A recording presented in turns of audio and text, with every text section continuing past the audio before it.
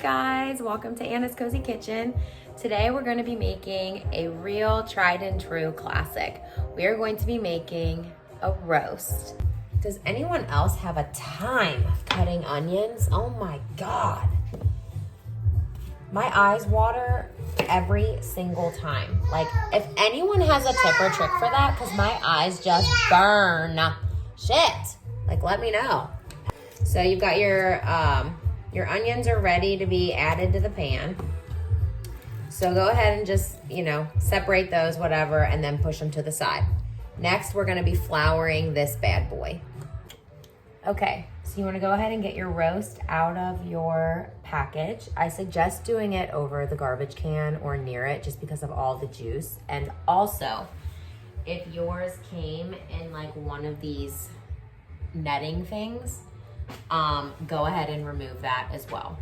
So I've got this laying on just like a loose bed of all-purpose flour because you want to make sure you dredge it. So you're gonna go ahead and coat each side with the flour.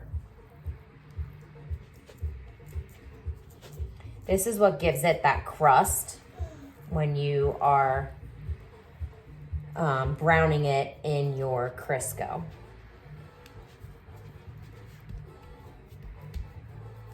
So go ahead and make sure that is floured on all sides. But see how it's just like a loose flour? It'll just kind of adhere to what it needs, basically. So keep your, don't wipe off your roast, kind of keep it juicy so that way the flour has something to really stick onto. Okay.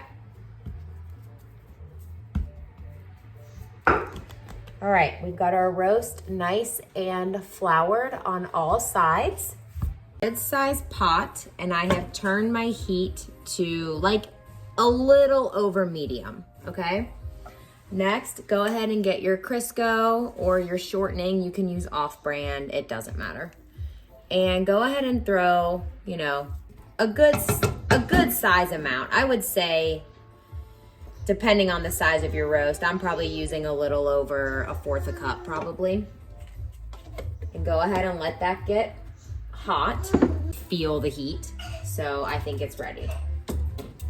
Okay, we're gonna go ahead and take this, shake off the excess. You wanna hear that sizzle. Okay?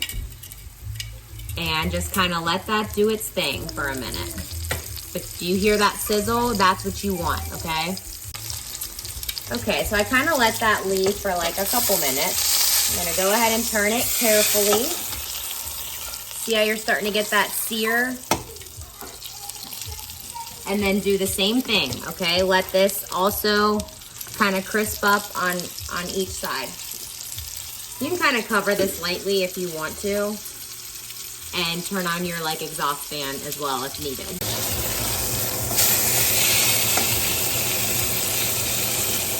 It's crusty though. This is the best way I find to do the little tiny size. You also want to be really careful when you're turning this, so that's why I have these big long tongs that I use for the grill. Because as well as I do, stuff in a pan like that, it spits and you will burn yourself, so you want to make sure you're careful. All right, I won't lie. I did set the fire alarm off twice. It just gets so fucking smoky. I try my best, but listen, it's worth it because look at that. Okay, so that's what you want, that crispy ass crust. Okay, so go ahead and put this back in your pan, which honestly, I probably would have just left it in there, but because the fire alarm went off, I had to move it off the heat and so on and so forth. Okay, so you've got your roast nice and browned. I now have my my burner down to low. You are gonna go ahead and take leftover coffee. That's right, leftover coffee that you had from this morning. And you are gonna pour that in here. I know that might seem crazy, but think about adding, some chocolate cakes call for black coffee. because it richens up the chocolate. That's exactly what this is gonna do for this beefy roast. It's going to richen that broth and just give it loads and loads of flavor. Next, you've got onion soup mix, okay? Just pre-packaged. You can use Lipton, you can use pretty much anything. You're gonna go ahead, and so next you've got your beef broth. You're gonna go ahead and add 2 to 4 cups of that. I'm gonna add the entire carton because I have a 4-pound roast, so I wanna have enough broth. Next, you're gonna go ahead and throw in those onions you had cut.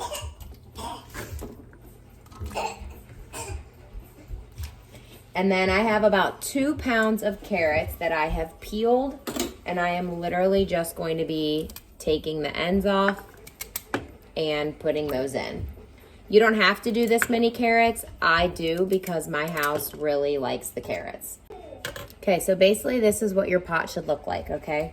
Like a typical roast. I'm gonna go ahead and just add a lot of fresh ground black pepper. And this is just to taste, truthfully.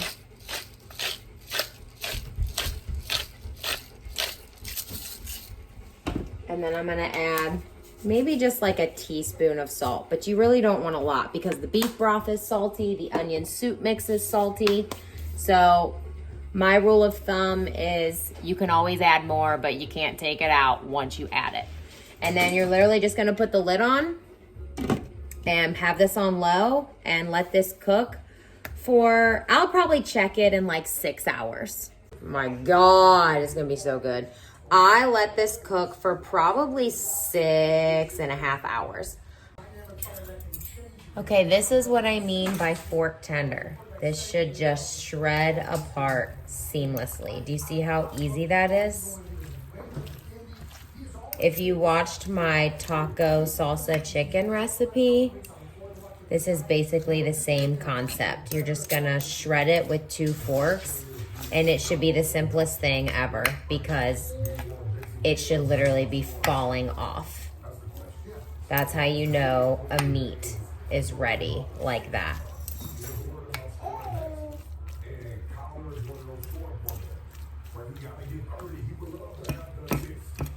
So as soon as we get this shredded, we're gonna go ahead and thicken up our gravy. Look at that. What'd that take, 3 seconds? Look at that.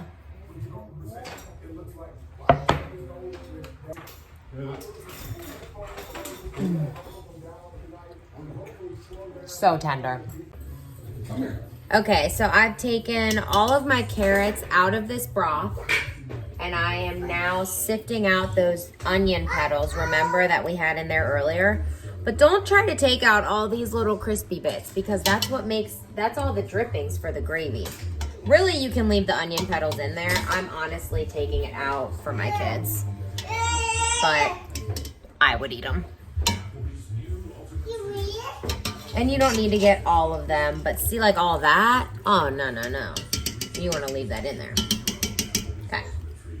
So now that you've got all your onion petals out, or at least most of them anyway, you're going to go ahead and turn this up to like high heat because you need it to be boiling to make a gravy. This is my mom's recipe, and she uses flour and water, but I'm going to use cornstarch and water.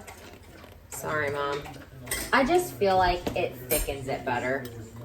So you're just gonna mix that into just like a slurry with water. I just find when I use the flour, it gets like clumpy. So now you're just gonna slowly add this in, and you're just gonna whisk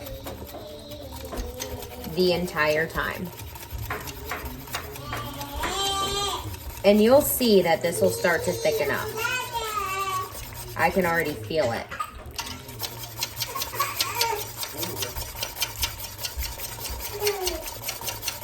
To see how you're just like, it's a slow pour, but you're just slowly getting that in there. See what I mean? You see how thick that is already? That's pretty much about it. Best way to tell if a gravy is done is always going to be if it coats the back of a spoon. Do you see how that's coated on there? It's glistening, I know, but literally the best thing.